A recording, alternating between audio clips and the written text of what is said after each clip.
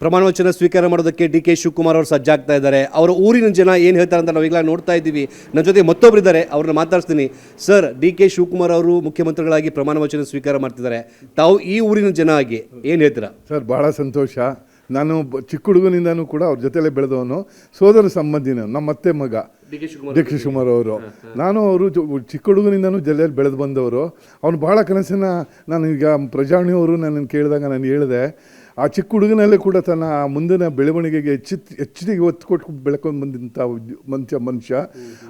ಅವ್ರಿಗೆ ಗೊತ್ತಿಲ್ಲದಂಗೆ ನಾವು ಒಂದು ಸಲ ಬೆಂಗಳೂರಲ್ಲಿ ಕಾಲೇಜ್ ಜೀವನದಲ್ಲಿ ನಾನು ಮತ್ತು ನನ್ನ ತಮ್ಮ ಪ್ರಕಾಶ್ ಅಂತ ಹೇಳಿ, ಆಮೇಲೆ ಆರ್ ವಿ ಹರೀಶ್ ಅಂತ, ಅವರು ಕಾಂಗ್ರೆಸ್ಸಲ್ಲಿ ಅವರು ಜೊತೆಗಿದ್ದರು. ಆಮೇಲೆ ಡಿ ಕೆ ಶಿವಕುಮಾರ್ ಅವೆಲ್ಲ ಇದು ಬಾಲಬ್ರಿ ಇದ್ರ ತಾವು ನಡ್ಕೊಂಡು ಬರ್ತಾ ಇದ್ದೀವಿ 7 ಮಿನಿಸ್ಟರ್ ಕ್ವಾರ್ಟರ್ಸ್ ಹತ್ರ. ಆಗ ಮೋಸ್ಟ್ಲಿ ದೇವರಾಜ್ ಅವರು ಚೀಫ್ ಮಿನಿಸ್ಟರ್ ಆಗಿಬಿಡ್ಬೇಕು ಅಂತ ಇದು ನೋಡ್ಬಿಟ್ಟು ಈ ಕಡೆ ತಿರುಗಿ ಆ ಬಿಲ್ಡಿಂಗ್ ನೋಡ್ಬಿಟ್ಟು ಹೇಳಿದೆ, ಈ ಮನೆಗೆ ಹೋಗ್ಬೇಕು ಅಂತ ತುಂಬ ಆಸೆ ಅಂತ. ನಾನಂದೆ, ಏನು ನಡಿ ಹೋಗ್ಬೋದಲ್ಲ ಮನೆಗೇನು ಅಂತ. ಹೋಗಿ ಎಲ್ಲ ಬರ್ತಾರೆ, ಮನೆಗೆ ಹೋಗೋದಲ್ಲ, ಇಲ್ಲಿ ಬರಬೇಕು ನಾನು ಅನ್ನೋ ಆಸೆ ಅಂತ. ನಾನು ಆಗ ಅಂದ್ಕೊಂಡೆ, ಈ ಚಿಕ್ಕ ವಯಸ್ಸಿನಲ್ಲೇ ಏನು ಆಸೆ ಇಟ್ಕೊಂಡು ನನಗೆ ನಮಗೆಲ್ಲ ಎಲ್ಲಾದರೂ ಉಂಟಾ ಅಂತ.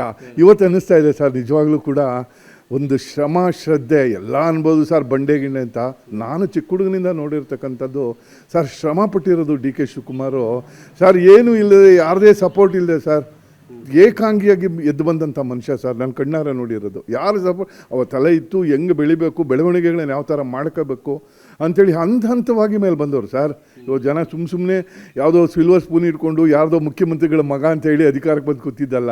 ಇವತ್ತು ಅವ್ರು ತೊಗೊಂಡಿದ್ದಾರಲ್ಲ ಸರ್ ಆ ಸೀಟು. ಅವ್ರು ನಿಜವಾಗ್ಲೂ ಕನಸಿನ ಕೂಸು. ನನಗಂತೂ ಭಾಳ ತುಂಬ ಸಂತೋಷ ಸರ್. ನಾನು ಏನೇ ಆದರೂ ನಾನು ಹೇಳ್ತಾನೇ ಇದ್ದೆ, ನನಗೊಂದು ಆಸೆ, ನಮ್ಮ ಶಿವ ಆ ಸೀಟ್ ಮೇಲೆ ಕುತ್ಕೋಬೇಕು ಅಂತ. ಅದೇ ಇವತ್ತು ತಾಯಿ ವಿದ್ಯಾರ್ಥಿ ದಿನಗಳಿಂದನೇ ಅವರಿಗೆ ಒಂದು ಆಸೆ ಇತ್ತ. ಹೌದು, ಖಂಡಿತ ಹೌದು ಸರ್. ಏನಂದರೆ SJRG ಕಾಲೇಜಲ್ಲಿ ಅವ್ರು ಇಂಡಿಪೆಂಡೆಂಟಾಗಿ ನಿಂತು, ನಾನು ಯಾಕೆ ನೀನು ಏನು ಇದರಲ್ಲಿ ಗೆಲ್ಲಕ್ಕೆ ಹೋಗಲ್ವಾ ಅದಕ್ಕೆ, ಬೇಡ ಇಂಡಿಪೆಂಡೆಂಟಾಗಿ ನಿಂತು ಗೆದ್ದೋಲ್ಸ್ತೀನಿ ಅಂತ ಸರ್. ಅದು ಮತ್ತೆ ಚಂದ್ರಶೇಖರ್ ಮೂರ್ತಿ ಅವ್ರಿಗೆ ತಪ್ಪಿಸ್ತಾರೆ ಸರ್. 1994 ಒಂದು ಸಲ ಟಿಕೆಟ್ ತಪ್ಪಿಸ್ತಾರೆ. ಆವಾಗೂ ಇಂಡಿಪೆಂಡೆಂಟಾಗಿ ನಿಂತು ಗೆಲ್ತಾರೆ ಸರ್. 560 ಓಟಲ್ಲಿ ಇಡೀ ತಾಲೂಕು ನೋಡ್ತಾ ಇರ್ತದೆ. ಜನತಾದಳದ ಅಲೆ ಸರ್ ಅದು. ಜನತಾದಳದ ಅಲೆ ಫುಲ್ಲು ಅಲೆಯಲ್ಲಿ ಎದ್ದು ಬಂದಂಥ ಮನುಷ್ಯ. ನಾನು ಅವತ್ತೇ ಅಂದ್ಕೊಂಡೆ ಸರ್, ಚಿಕ್ಕ ಹುಡುಗನೂ ಕೂಡ ಯಪ್ಪ ಅಲ್ಲಿ ನೋಡ್ತಾನೆ ಇದ್ರು. ಡಿ ಕೆ ಶಿವಕುಮಾರ್ ಅವರು ಈಗ ಮುಖ್ಯಮಂತ್ರಿಯ ಗದ್ದುಗೆ ಏರ್ತಾ ಇದ್ದಾರೆ. ನನ್ನ ಜೊತೆಗೆ ಮಾತಾಡೋದಕ್ಕೆ ಅವರ ಸ್ನೇಹಿತರು, ಬಾಲ್ಯ ಸ್ನೇಹಿತರು, ಅವರ ಜೊತೆಗೆ ಬೆಳೆದಂಥವರು, ಅವರ ಸಂಬಂಧಿಕರಾಗಿರುವಂತಹ ವಿಕ್ರಮ್ ಅವ್ರ ಜೊತೆ. ಸರ್, ಇವತ್ತು ನಿಮ್ಮ ಸ್ನೇಹಿತ, ತಮ್ಮ ಸಂಬಂಧಿ, ತಮ್ಮ ಒಂದು ಚಡ್ಡಿ ದೋಸ್ತ ಅಂದರೂ ಕೂಡ ತಪ್ಪಾಗಲಿಕ್ಕಿಲ್ಲ, ಇವತ್ತು ಮುಖ್ಯಮಂತ್ರಿಗಳಾಗಿ ಪ್ರಮಾಣ ವಚನ ಸ್ವೀಕರಿಸ್ತಾ ಇರುವಂಥದ್ದು. ಅವ್ರು ನಡೆದು ಬಂದಂಥ ಹಾದಿಯನ್ನು ಹೇಗೆ ನೆನಪು ಮಾಡ್ಕೊತಾರೆ ಸರ್? ನನಗೆ ಇವತ್ತಿನವರೆಗೂ ಜ್ಞಾಪನ ಇರೋಗೆ 1965ನೇ ಇಸ್ವಿ, 62ನೇ ಇಸ್ವಿಲಿ ಅವನು ಜನನ, ಮೇ 15ನೇ ತಾರೀಕು. 65ನೇ ಇಸ್ವಿಲಿ ಕನಕ್ಪುರದಿಂದ ಸೆಂಟ್ ರೀತಾ ಸ್ಕೂಲ್, ಅವಾಗ ಕಾನ್ವೆಂಟ್ ಅಂತ ಇತ್ತು. ಆ ಕಾನ್ವೆಂಟಲ್ಲಿ ಓದಿಸ್ಬೇಕು ಅಂತ ದೊಡ್ಡಹಳ್ಳಿಯಿಂದ ಅವ್ರ ತಂದೆ ತಾಯಿ ತೊಗೊಂಬಂದು ಈ ಸ್ಕೂಲ್ಗೆ ಹಾಕಿದರು. ಇಲ್ಲಿ ಒಂದು 6 ತಿಂಗಳು ಓದ್ತಾ ಇದ್ದಾಗೇ ಅವ್ರ ತಾಯಿ ಹಠ, ನನ್ನ ಮಗನೂ ಬೆಂಗಳೂರಲ್ಲೇ ಬೆಳಿಬೇಕು. ಯಾಕಂದರೆ ನಾನು ಮತ್ತು ನನ್ನ ಇನ್ನೊಬ್ಬ ಕಸಿನ್ನು, ನಮ್ಮ ಚಿಕ್ಕಪ್ಪನ ಮಗ, ನಾವಾಗಲೇ ನಮ್ಮ ದೊಡ್ಡತ್ತೆ ಮನೇಲಿ ಓದ್ತಾಯಿದ್ದು. ಇವನು ಚಿಕ್ಕತ್ತೆ ಮಗ. ಇವರು ನಾವು ದೊಡ್ಡತ್ತೆ ಮನೇಲಿ ಆಗಲೇ ಓದ್ತಾಯಿದ್ದು. ಅವ್ರು ಓದ್ತಾ ಇದ್ದಾರೆ, ನನ್ನ ಮಗನೂ ತೊಗೊಂಡೋಗಿ ಅಲ್ಲಿ ಹಾಕಿ ಮಗನ ಇಂಜಿನಿಯರ್ ಮಾಡಬೇಕು ಅನ್ನೋ ಒಂದು ಆಸೆ ಅವರಿಗೆ. ಆ ಉದ್ದೇಶಕ್ಕೆ ಅವನನ್ನು ಬೆಂಗಳೂರಿಗೆ ಕರ್ಕೊಬಂದು ನಮ್ಮ ದೊಡ್ಡತ್ತೆ ಮನೇಲಿ, ಅಂದರೆ ಅವ್ರ ದೊಡ್ಡಮ್ಮನ ಮನೇಲೇ ಇರಿಸಿ, ನಂತರ ಅಲ್ಲಿ ನ್ಯಾಷನಲ್ ಸ್ಕೂಲಲ್ಲಿ ಸೀಟ್ ಕೊಟ್ಟಿರಲಿಲ್ಲ ಗೋಪಾಲಕೃಷ್ಣ, ಏನೋ ಮಾಡಿ ಸೀಟ್ ತೊಗೊಂಡು ಸ್ವಲ್ಪ ದಿನ ಓದ್ತಾಯಿದ್ರು.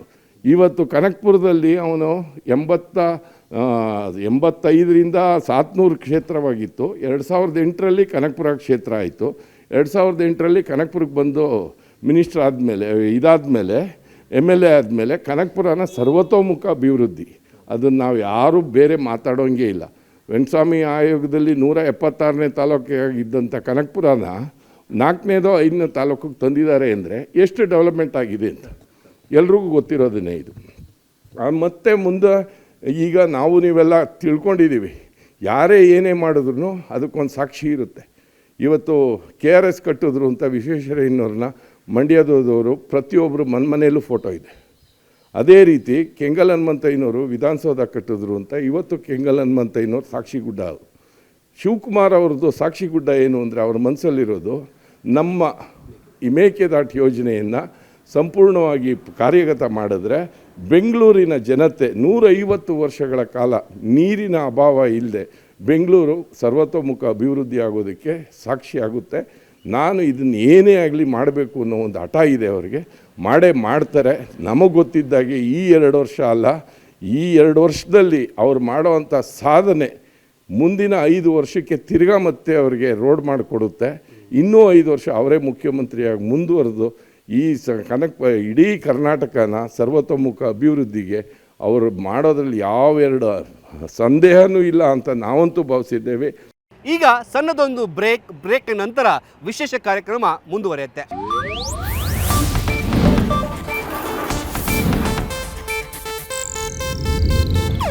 ಇದು ಏಷ್ಯಾನೆಟ್ ನ್ಯೂಸ್ ನೆಟ್ವರ್ಕ್ ಪ್ರಸ್ತುತಿ.